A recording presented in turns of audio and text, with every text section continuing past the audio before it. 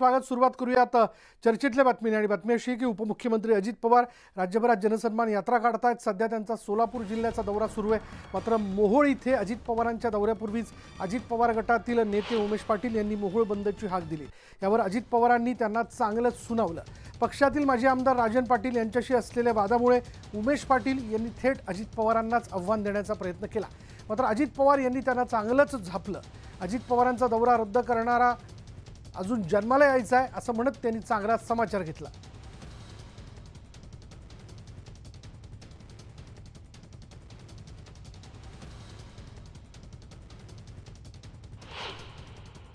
ते कुत्र कसं त्या गाडीच्या खाली चाललेलं असतं, त्याला वाटतं मीच गाडी ओढतोय। अरे पुढची बैल गाडी ओढताय, तू काय करतोय? तू देवळातली घंटा हलवतो का? त्याच्यामुळे तुम्ही काळजी करू नका। मी फार स्पष्ट तुम्ही अजिबात तुम्ही तुमचं काम मालक, तुम्ही तुमचं काम चालू ठेवा। दरम्यान अजित पवारांनी उमेश पवारांना झापल्यानंतर त्यांनी या प्रकरणात सारवासारव केली।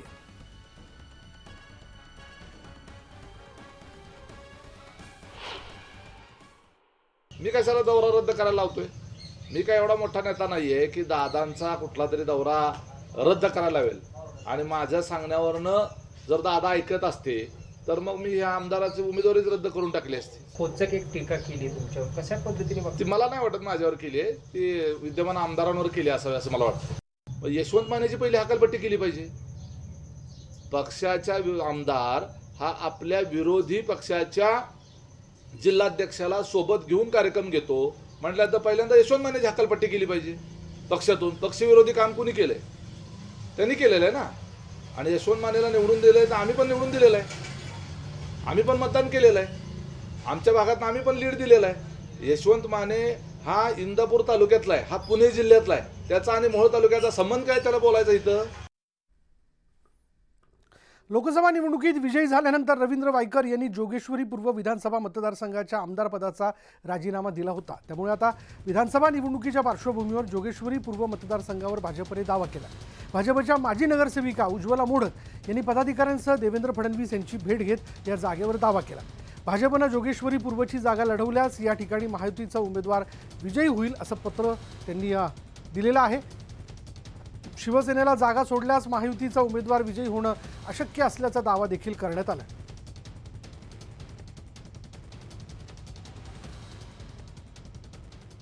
माझ्या इलेक्शनमध्ये भाजपाने खूप चांगलं काम केलं, त्यांच्या पदाधिकाऱ्यांनी वगैरे सर्वांनी, आणि त्यांनी दावा केलेला आहे तर त्यांनी नक्कीच दावा करायला पाहिजे। वरिष्ठ जे ठरवतील त्याला माझी मान्यता आहे। विधानसभा निवडणुकीचे पडघम कोणत्याही क्षणी वाजण्याची शक्यता आहे आणि त्यामुळेच सध्या महाराष्ट्रातील युती आणि आघाडीतील जागावाटपाला वेग आल्याचं दिसतंय। पण काही जागांवरून महाविकास आघाडी सुंदोपसुंदी सुरू झाल्याचं पाहायला मिळतंय। काही दिवसांपूर्वी खासदार संजय राऊत यांनी श्रीगोंदा विधानसभा मतदारसंघातून शिवसेनेची उमेदवारी जाहीर केली होती। राऊतांच्या या कृतीवर राष्ट्रवादी काँग्रेसचे शरदचंद्र पवार पक्षाचे प्रमुख शरद पवार यांनी संजय राऊत यांना खडेबोल सुनावले।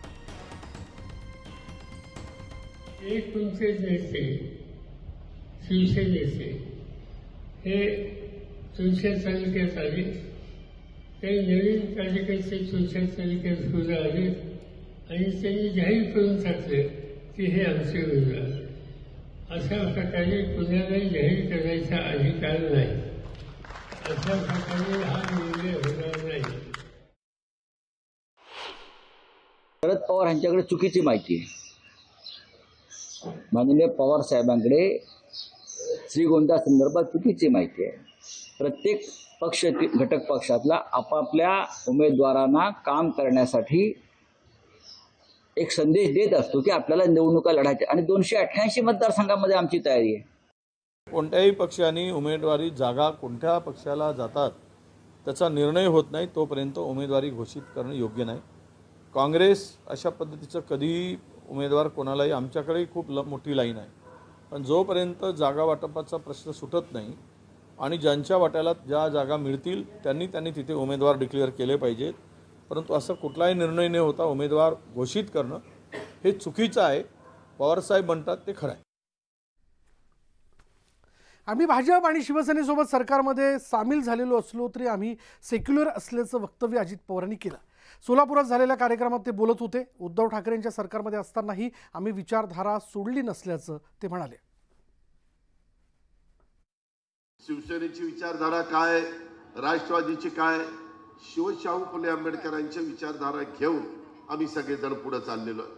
आज देखील मी भारतीय जनता पक्ष आणि शिंदे साहेबांची शिवसेना यांच्याबरोबर सरकारमध्ये राष्ट्रवादी काँग्रेस पक्ष असला तरी आपण सेक्युलर विचारधारा सोडलेली नाहीये. तिसऱ्यांदा देशात भाजपचं सरकार आल्यानंतर आता चौथ्यांदा सरकार येणार का, या संदर्भात तर्क लढवले जात आहेत. अशातच चौथ्यांदा भाजपचं सरकार येण्याची आम्हाला गॅरंटी नाही, मात्र रामदास आठवलेंचं मंत्रिपद पक्क आहे अशी मिश्किल टिप्पणी नितीन गडकरींनी केली. त्याचबरोबर लालू प्रसाद यादव, रामविलास पासवान यांचा संदर्भ देत रामदास आठवलेही शास्त्रज्ञ आहेत असं देखील गडकरी म्हणाले. रामदास आठवलेंचं आत्ताच त्यांनी सांगितलं की तिसऱ्या वेळी पुन्हा चौथ्या वेळी पण आम्हीच येणार आहोत. आमची गॅरंटी नाही आहे, पण त्यांची गॅरंटी पक्की आहे.